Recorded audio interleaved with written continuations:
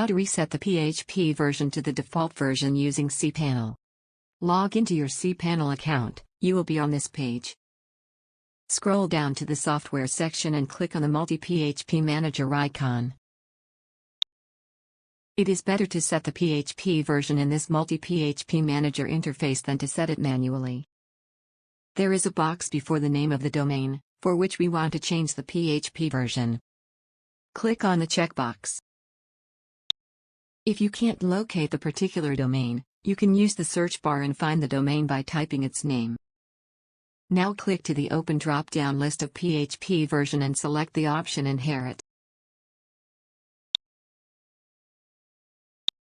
You cannot select the Inherit option with PHP FPM enabled. Here it is disabled.